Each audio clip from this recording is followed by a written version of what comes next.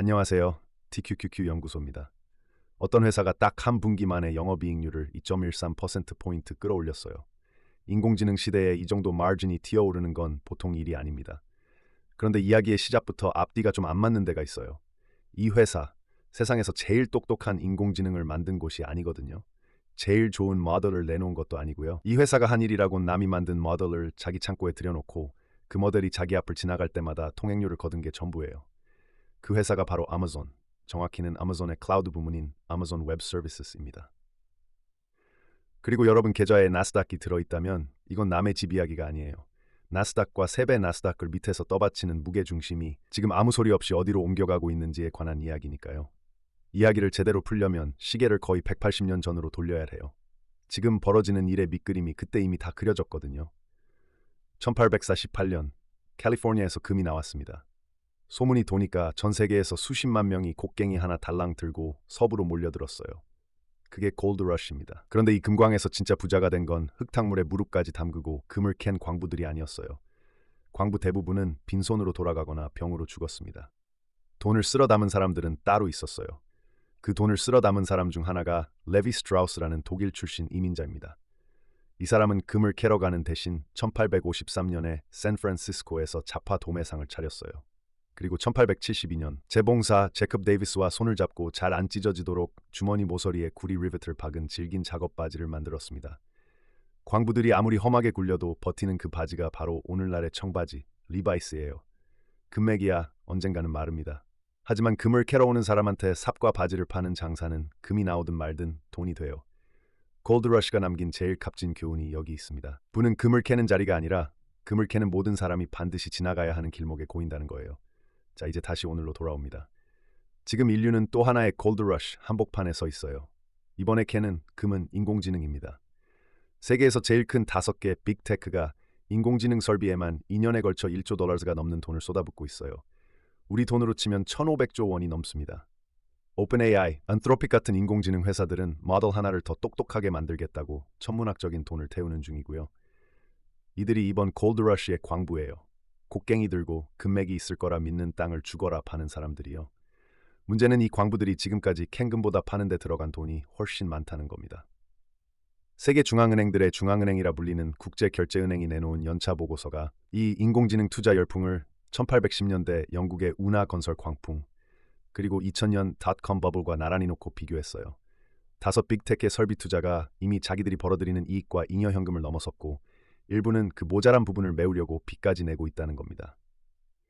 그럼 이 광풍 속에서 레비 스트라우스의 자리를 차지한 건 누구일까요?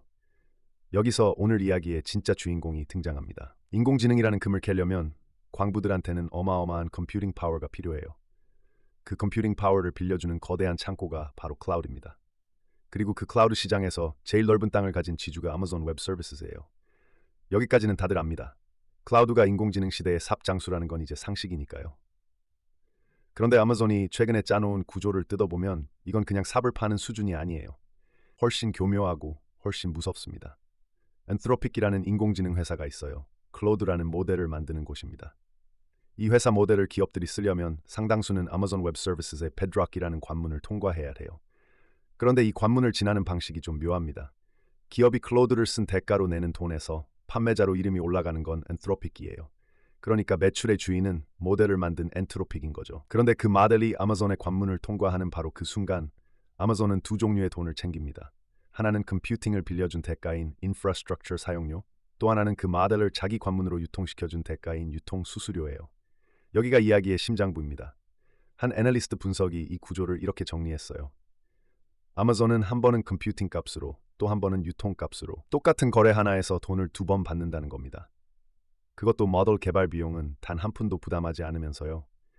모델을 더 똑똑하게 만드느라 수백억 달러를 태우는 위험은 오롯이 엔트로픽이 집니다.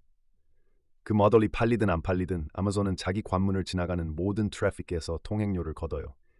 이 애널리스트는 그 수익을 두고 기존 컴퓨팅 매출 위에 얹힌 고마진 로열티 흐름이라고 표현했습니다. 로열티요, 남이 힘들게 만든 게 팔릴 때마다 가만히 앉아서 떼어가는 돈입니다. 그리고 아마존은 여기서 한 걸음을 더 내디뎠어요. 이게 제가 오늘 이 이야기를 꺼낸 진짜 이유입니다.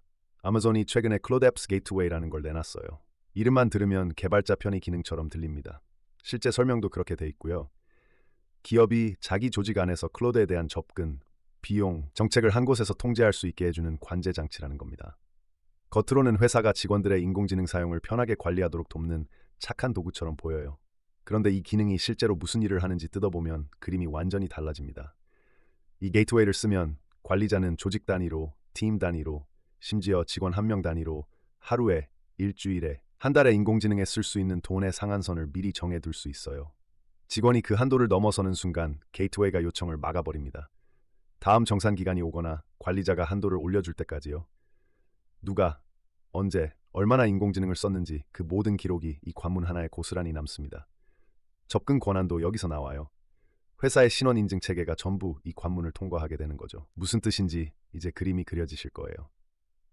아마존은 이제 톨게이트가 놓인 도로만 가진 게 아닙니다. 그 톨게이트를 지키는 관리인 자리까지 차지했어요. 누가 이 길을 지날 수 있는지, 하루에 몇 번 지날 수 있는지, 통행 기록을 어떻게 남길지를 전부 정하는 자리 말이에요. 기업이 인공지능을 쓰기 시작하는 그 순간부터 신원과 비용과 정책이라는 세 개의 열쇠가 전부 아마존의 관문 안에서 돌아갑니다. 한번 이 구조에 발을 들이면 회사의 인공지능 살림살이 전체가 이 관문에 묶여요. 나가려면 살림 전체를 통째로 드러내야 합니다.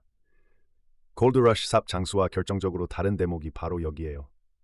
삽은 다른 가게에서도 살 수 있어요.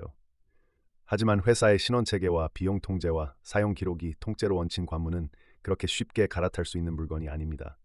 그런데 이 구조를 두고 시장의 목소리가 하나로 모이지는 않습니다. 한쪽에서는 이 톨게이트 구조야말로 인공지능 시대에 확실하게 돈을 버는 모델이라고 봐요. 실제로 같은 기간에 마이크로소프트의 클라우드 마진은 오히려 눌렸는데 남의 모델을 관문에 얹은 아마존의 마진은 벌어졌습니다. 같은 톨게이트를 운영하면서도 마이크로소프트는 자체 인공지능 모델 개발 비용까지 함께 짊어졌던 반면 아마존은 그 개발 비용은 한 푼도 지지 않고 통행료만 걷었다는 거예요. 같은 삽 장수라도 길목만 지킨 쪽과 개발 비용까지 떠안은 쪽의 마진이 이렇게 갈립니다. 그런데 반대편에는 더 서늘한 시선이 있어요. 골드러시의 진짜 결말을 기억하는 사람들입니다. 삽 장수가 부자가 된 건 금을 캐러 온 광부가 끊임없이 밀려들었기 때문이에요.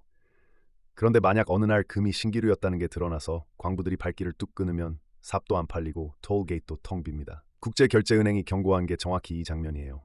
인공지능이 기대만큼 돈을 벌어주지 못한다는 실망이 한번 퍼지기 시작하면 광부들한테 돈을 대주던 자금줄이 순식간에 끊기고 그 설비 투자 광풍이 긴 투자 침체로 뒤집힐 수 있다는 겁니다. 톨게이트는 트래픽이 흐를 때만 돈을 법니다. 트래픽이 마르면 제일 화려하게 깔아놓은 도로가 제일 크게 텅 비어요. 그렇다면 이 모든 이야기를 금을 캐는 것도 삽을 파는 것도 아닌 우리 같은 투자자는 어떻게 읽어야 할까요? 저는 이렇게 정리합니다. 인공지능 골드러시에서 누가 금맥을 잡을지는 아무도 몰라요. 어떤 모델이 최후의 승자가 될지, 그 모델이 정말 약속한 만큼 돈을 벌어줄지는 지금 누구도 자신 있게 말하지 못합니다. 국제결제은행조차 그 답을 모르니까 버블을 경고하는 거예요. 하지만 확실한 게 하나 있습니다. 광부가 성공하든 실패하든 그들이 캐러오는 동안 반드시 지나야 하는 길목이 어디인가, 그 길목의 통행료를 누가 걷고 있는가, 그리고 그 길목이 광부가 사라져도 버틸 만큼 튼튼한가, 아니면 트래픽이 끊기면 함께 무너질 화려한 신기루인가. 진짜 돈이 어디에 고이는지를 보려면 제일 반짝이는 금덩이가 아니라 그 밑을 조용히 흐르는 통행로를 봐야 합니다. 골드러시가 180년 전에 가르쳐준 교훈이 지금 인공지능이라는 이름을 달고 그대로 되풀이되고 있을 뿐이에요. 이 렌즈 하나를 손에 쥐고 나스닥을 다시 들여다보시면 매일 오르내리는 빅텍 주가가 조금 다르게 보이실 겁니다. 저 회사는 금을 캐는 쪽인가, 삽을 파는 쪽인가, 아니면 그 사이에서 통행료를 걷는 쪽인가. 그 자리에 따라 인공지능 버블 경고가 터졌을 때 누가 먼저 무너지고 누가 끝까지 버티는지가 갈릴 테니까요. 여러분의 나스닥과 세배 나스닥은 이 광부들과 삽장수들과 톨게이트 주인들의 몸값을 한데 묶어놓은 바구니입니다.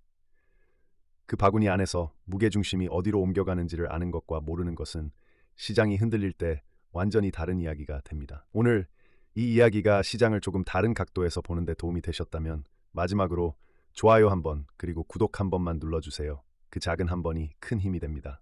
감사합니다.